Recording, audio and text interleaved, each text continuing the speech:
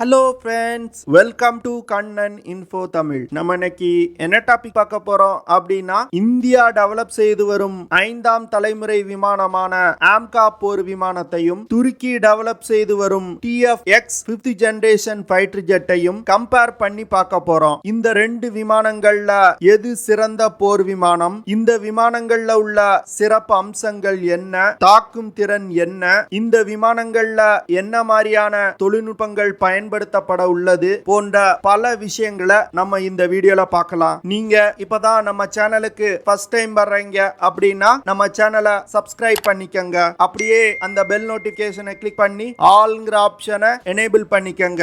India மற்றும் துருக்கி இந்த ரெண்டு நாடுகளுமே தங்களோட நட்பு நாடுகளுடன் ஏற்பட்ட கருத்து வேறுபாடுகள் காரணமா தங்களோட 5ஆம் தலைமுறை விமானத்தை சொந்தமா தயாரிக்க முடிவெடுத்தாங்க. குறிப்பா சொல்லணும் அப்படின்னா, இந்தியா ரஷ்யாவுடன் இணைந்து Su-57 5th ஜெனரேஷன் ஃபைட்டர் ஜெட்டை உருவாக்க திட்டமிட்டிருந்தாங்க. ஆனா கடைசியில இந்தியாவுக்கும் ரஷ்யாவிற்கும் தொழில்நுட்பங்களை பகிர்வதில் கருத்து வேறுபாடு ஏற்பட்டுச்சு. இதனால இந்தியா இந்த ஃபைட்டர் ஜெட் ப்ராஜெக்ட்ல இருந்து வெளியேறினாங்க. அதுவே துருக்கி எடுத்துக்கிட்டீங்க அப்படின்னா, அமெரிக்காவின் F-35 5th generation fighter jet ப்ராஜெக்ட்ல இணைஞ்சிருந்தாங்க. ஆனா ரஷ்யாவிடம் இருந்து S-400 ஏர் டிஃபென்ஸ் சிஸ்டத்தை வாங்கினதனால அமெரிக்கா துருக்கியை F-35 5th generation fighter jet ப்ராஜெக்ட்ல இருந்து வெளியேற்றினாங்க. அது மட்டும் இல்லாம துருக்கி மீது காட்சா சட்டத்தை பயன்படுத்தி பொருளாதார தடை விதிச்சாங்க. துருக்கி மற்றும் இந்தியா இந்த ரெண்டு நாடுகளுமே 2010 வருடம் தங்களோட 5th ஜெனரேஷன் ஃபைட்டர் ஜெட் ப்ராஜெக்டை தொடங்கினாங்க. துருக்கி டர்க்கிஷ் ஃபைட்டர் ஜெட் எக்ஸ் அப்படிங்கிற ஸ்டெல்த் மல்டி ரோல் ஏர் சுப்பீரியாரிட்டி ஃபைட்டர் ஜெட்டை உருவாக்க முயன்று வந்துட்டு இருக்காங்க. இந்த ஃபைட்டர் ஜெட்டை டர்க்கிஷ் ஏரோஸ்பேஸ் இண்டஸ்ட்ரி மற்றும் பிரிட்டிஷ் மல்டிநேஷனல் ஆர்ம்ஸ் அப்படிங்கிற நிறுவனத்துடன் இணைந்து உருவாக்கி வர்றாங்க. இந்த TFX ஃபைட்டர் ஜெட்டை தங்களோட விமானப்படையில் உள்ள F-16 விமானங்களை ரீப்ளேஸ் செய்வதற்காக டெவலப் செய்து வந்துட்டு இருக்காங்க. India advance medium combat aircraft அப்படிங்கிற 5th generation stealth multi role fighter ஜெட்டை உருவாக்கி வந்துட்டு இருக்காங்க. இந்த ஃபைட்டர் ஜெட் இந்திய விமானப்படை மற்றும் கடற்படையில் பயன்படுத்தப்பட உள்ளது. AMCA போர் விமானத்தை aeronautical development agency, Hindustan aeronautics limited மற்றும் ஒரு தனியார் நிறுவனமும் இணைந்து உருவாக்க போறாங்க. இந்த திட்டத்தின் மதிப்பு 15,000 கோடி. துருக்கி TFX ஃபைட்டர் ஜெட்டை 2030 வருடத்துக்குள் தங்களோட படையில் இணைக்க திட்டமிட்டிருக்காங்க. இந்தியாவும் AMCA போர் விமானத்தை 2030 வருடத்துக்குள் இந்திய விமானப்படை மற்றும் கடற்படையில் இணைக்க திட்டமிட்டிருக்காங்க. ஒரு 5th ஜெனரேஷன் ஃபைட்டர் ஜெட்டுக்கும் 4ஆம் தலைமுறை விமானத்துக்கும் என்ன வித்தியாசம் அப்படின்னா, விமானத்தோட stealth capability. 5th generation fighter ஜெட்டை எந்த ஒரு ரடாராலும் கண்டுபிடிக்க முடியாது. இதற்கு காரணம் 5th generation fighter jet radar absorbing மெட்டீரியல்களால் உருவாக்கப்படும். அந்த வகையில துருக்கி TFX விமானத்துல என்ன மாதிரியான கேப்பபிலிட்டிஸ் கொண்டு வர முயல்றாங்க அப்படின்னா, இம்ப்ரூவ்ட் ஏரோடைனமிக்ஸ் அண்ட் ப்ரொபல்ஷன். அதாவது இந்த விமானத்துல ஏரோடைனமிக்ஸ் கேப்பபிலிட்டி மற்றும் இன்ஜினோட செயல்திறன் சிறப்பா இருப்பது போன்று டெவலப் செய்ய போறாங்க. TFX விமானத்தை சூப்பர் க்ரூஸ் செய்யும் வகையில டெவலப் செய்ய போறாங்க. சூப்பர் க்ரூஸ் அப்படிங்கிறது விமானத்தோட இன்ஜின்ல இருக்கக்கூடிய ஆஃப்டர் பர்னர்களை பயன்படுத்தாமல் கான்ஸ்டன்டா ஒரு ஸ்பீடை மெயின்டைன் பண்றது. சூப்பர் க்ரூஸ் செய்வதற்கு அதிக த்ரஸ்ட் கொண்ட இன்ஜின் தேவைப்படும். அடுத்து TFX ஃபைட்டர் ஜெட்டை அதிக தாக்குதல் வரம்பு கொண்ட விமானமா உருவாக்க திட்டமிட்டிருக்காங்க. எலக்ட்ரானிக் வார்ஃபேர் சிஸ்டங்கள், அதிநவீன சென்சார்கள் போன்றவற்றை இந்த விமானத்துல இணைக்க திட்டமிட்டிருக்காங்க. அது மட்டும் இல்லாம இந்த TFX ஃபைட்டர் ஜெட்ல டேட்டா லிங்க் மற்றும் நெட்வொர்க் சென்ட்ரிக் வார்ஃபேர் தொழில்நுட்பத்தையும் இணைக்க திட்டமிட்டிருக்காங்க. இந்த TFX ஃபைட்டர் ஜெட்ல தொலை தூரத்தில் இருக்கக்கூடிய இலக்கை மிகவும் துல்லியமா தாக்கக்கூடிய ஸ்டாண்ட் ஆஃப் வெப்பன்ஸ் இணைக்க போறாங்க. இந்தியா AMCA போர் விமானத்தை ஒரு அதிநவீன போர் விமானமா உருவாக்க முயன்று வந்துட்டு இருக்காங்க. குறிப்பா சொல்லணும் அப்படின்னா, AMCA போர் விமானம் ஒரு 5+ ஜெனரேஷன் விமானமா இந்தியா உருவாக்கி வர்றாங்க. அதாவது 5ஆம் தலைமுறை விமானத்துல 6ஆம் தலைமுறை விமானங்கள்ல பயன்படுத்தக்கூடிய டெக்னாலஜிய AMCA போர் விமானத்துல இணைக்க திட்டமிட்டிருக்காங்க. இந்தியா AMCA போர் விமானத்துல ஆர்டிபிஷியல் இன்டெலிஜென்ஸ் தொழில்நுட்பத்தை அதிகமா பயன்படுத்த திட்டமிட்டிருக்காங்க. குறிப்பா சொல்லணும் அப்படின்னா இந்த விமானத்தை பைலட் இல்லாமல் இயக்குவதற்கு ஆர்டிபிஷியல் இன்டெலிஜென்ஸ் தொழில்நுட்பத்தை பயன்படுத்த போறாங்க. அடுத்து அட்டானமஸ் அன்மேன் சிஸ்டங்களை AMCA போர் விமானத்துல இணைக்க போறாங்க. இந்தியா கேட்ஸ் சிஸ்டம் அப்படிங்கிற ஒரு வாரியர் ட்ரோன் ப்ராஜெக்ட டெவலப் செய்து வர்றாங்க. அந்த கேட் சிஸ்டத்தை AMCA போர் விமானத்தை ஒரு மதர்ஷிப் போல பயன்படுத்தி கண்ட்ரோல் செய்யும் வகையில உருவாக்க போறாங்க. AMCA போர் விமானத்துல லாங் ரேஞ்ச் பிரிசிஷன் ஸ்ட்ரைக் வெப்பன்களை இணைக்க போறாங்க. அடுத்து AMCA போர் விமானத்தை கட்டுப்படுத்த குவாண்டம் கம்ப்யூட்டரை பயன்படுத்த போறாங்க. AMCA போர் விமானத்தில இருந்து ஸ்வாம் ட்ரோன்களை கண்ட்ரோல் செய்து எதிரிகள் மீது தாக்குதல் நடத்தும் வகையில இந்த விமானம் வடிவமைக்கப்பட உள்ளது. இந்த விஷயங்களை பார்க்கும் பொழுது துருக்கியுடைய TFX விமானத்தை விட AMCA போர் விமானம் 5+ தொழில்நுட்பம் கொண்ட விமானமா உருவாக்கப்பட்டு வருது. ஒரு யுத்த களத்துல இது போன்ற அதிநவீன தொழில்நுட்பங்கள் மிக முக்கியமான ரோலை பிளே பண்ணும். துருக்கியுடைய TFX fighter jet single pilot விமானமா உருவாக்கப்பட்டு வருது. இந்தியாவுடைய AMCA fighter jet single seater மற்றும் டபுள் சீட்டர் ஃபைட்டர் ஜெட்டா உருவாக்கப்பட உள்ளது. TFX ஃபைட்டர் ஜெட்டோட நீளம் 21 மீட்டர், AMCA ஃபைட்டர் ஜெட்டோட நீளம் 17.6 மீட்டர். TFX ஃபைட்டர் ஜெட்டோட wing span 14 metre, AMCA fighter ஜெட்டோட wing span 11.13 metre. Wing span அப்படிங்கிறது ஒரு ரெக்கை முனையிலிருந்து அடுத்த ரெக்கை முனை வரைக்கும் உள்ள தூரம். இந்த டைமென்ஷன்ஸ் பார்க்கும் பொழுது துருக்கியுடைய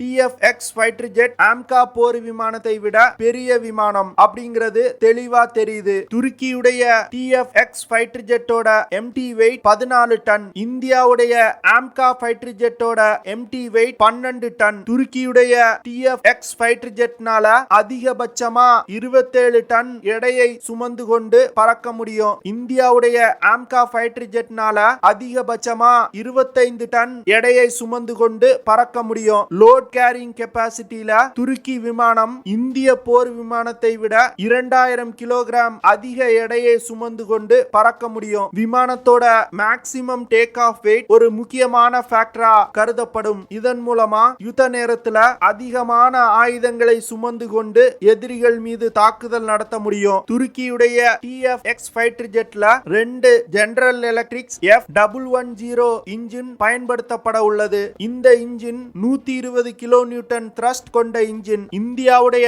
AMCA போர் விமானத்துல 2 ஜெனரல் எலக்ட்ரிக்ஸ் F414 இன்ஜின் பயன்படுத்தப்பட உள்ளது. இந்த இன்ஜினோட த்ரஸ்ட் 98 கிலோ நியூட்டன். AMCA போர் விமானத்தோட முதற்கட்ட தயாரிப்புல குறைவான த்ரஸ்ட் கொண்ட இன்ஜினே பயன்படுத்தப்பட உள்ளது. பிறகு AMCA போர் விமானத்தோட MK2 வெர்ஷன்ல அதிக த்ரஸ்ட் கொண்ட இன்ஜினை பயன்படுத்த போறாங்க. இந்த இன்ஜினை இந்தியாவின் HAL நிறுவனமும் பிரான்சின் சஃப்ரான் நிறுவனமும் இணைந்து உருவாக்க போறாங்க. இந்த இன்ஜினோட த்ரஸ்ட் 120 கிலோ நியூட்டனா இருக்கும் அப்படின்னு சொல்றாங்க. அடுத்து TFX ஃபைட்டர் ஜெட் மாக் 2 அப்படிங்கிற வேகத்துல பயணிக்கும் வகையில வடிவமைக்கப்பட உள்ளது. அதாவது 2400 கிலோமீட்டர்ஸ் பெர் ஹார் வேகத்துல இந்த விமானம் பறக்கும். இந்தியாவுடைய AMCA போர் விமானம் மாக் 2.15 அப்படிங்கிற வேகத்துல பறக்கும் வகையில வடிவமைக்கப்பட உள்ளது. அதாவது 2600 கிலோமீட்டர்ஸ் பெர் ஹார் வேகத்துல இந்த விமானம் பறக்கும். விமானத்தோட வேகம் ஒரு முக்கியமான விஷயமா பார்க்கப்படும். ஏன்னா ஒரு யுத்த களத்துல 2 விமானங்களுக்கு இடையே டாக் ஃபைட் நடக்கும் பொழுது எதிரி விமானங்களை துரத்தி செல்வதற்கு அதிகமான வேகம் இருந்துச்சு அப்படின்னா அட்வான்டேஜா இருக்கும். துருக்கியுடைய TFX ஃபைட்டர் ஜெட்டோட ரேஞ்ச் 3200 கிலோமீட்டர். இந்தியாவுடைய AMCA ஃபைட்டர் ஜெட்டோட ரேஞ்ச் 3240 கிலோமீட்டர். ரேஞ்ச பொறுத்த வரைக்கும் 2 விமானங்களுக்கும் பெரிய வித்தியாசம் ஒண்ணும் இல்ல. TFX ஃபைட்டர் ஜெட்டோட காம்பாக்ட் ரேஞ்ச் 1100 கிலோமீட்டர்.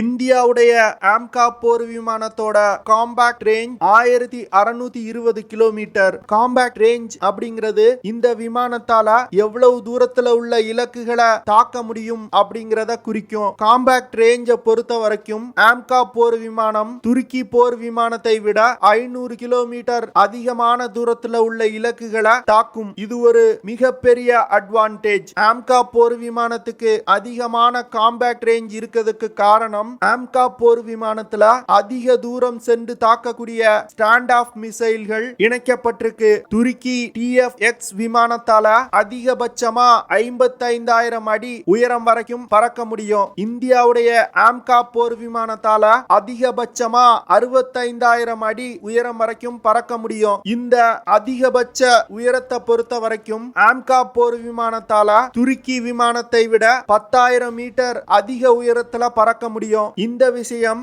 AMCA போர் விமானத்துக்கு ஒரு மிகப்பெரிய அட்வான்டேஜா பார்க்கப்படும். ஏன்னா AMCA போர் விமானத்தால ஒரு காம்பாக்ட் சினாரியோல துருக்கி விமானத்திற்கு மேல பறந்து சென்று தாக்குதல் நடத்த முடியும். துருக்கி விமானத்துல அனைத்து ஆயுதங்களுமே இன்டர்னல் வெப்பன் பேஸ் சிஸ்டம் மூலமா விமானத்தோட உள்பகுதியில சேமிக்கப்பட உள்ளது. இந்தியா AMCA போர் விமானத்தை 2 டைப்பா உருவாக்க போறாங்க.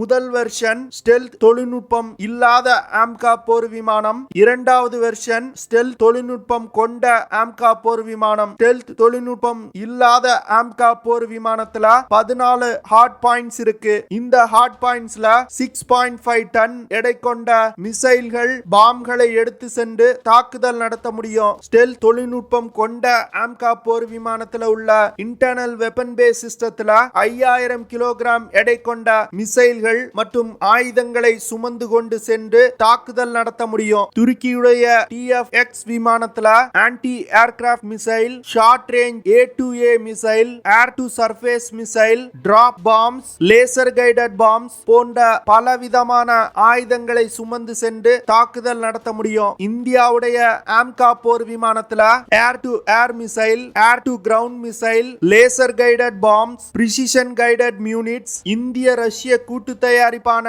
BrahMos NG missile, glide bomb போன்ற பல ஆயுதங்களை சுமந்து சென்று எதிரிகள் மீது தாக்குதல் நடத்த முடியும். இந்த 2 விமானங்களையும் பயன்படுத்தக்கூடிய ஆயுதங்களை பார்க்கும் பொழுது சரிசமமான பலத்தை கொண்டிருப்பது போல் இருக்கு. இந்த 2 விமானங்களையும் கம்பேர் பண்ணி பார்த்ததுல துருக்கி விமானம் இந்தியாவுடைய AMCA போர் விமானத்தை விட பெரிதாக இருந்தாலும் பறக்கும் வேகம், காம்பாக்ட் ரேஞ்ச், பறக்கக்கூடிய உயரம் போன்ற பல முக்கியமான விஷயங்கள்ல துருக்கி விமானத்தை விட மிக சிறப்பா இருக்கு. அதே போன்று 6ஆம் தலைமுறை விமானங்கள்ல பயன்படுத்தக்கூடிய பல தொழில்நுட்பங்களை AMCA போர் விமானத்துல இந்தியா பயன்படுத்த போறாங்க. அதனால துருக்கி விமானத்தை விட இந்தியாவின் AMCA போர் விமானம் ஒரு தலை சிறந்த 5ஆம் தலைமுறை விமானமா இருக்கும் அப்படிங்கிறது என்னோட அபிப்பிராயம். உங்களோட அபிப்பிராயம் என்ன அப்படிங்கறத கமெண்ட்ல லீவ் பண்ணுங்க. ஓகே ஃப்ரெண்ட்ஸ், நம்ம வீடியோவோட நிறைவு பகுதிக்கு வந்துட்டோம். இதெல்லாம் தான் நான் உங்ககிட்ட ஷேர் பண்ணணும் அப்படின்னு நினைச்ச விஷயங்கள்.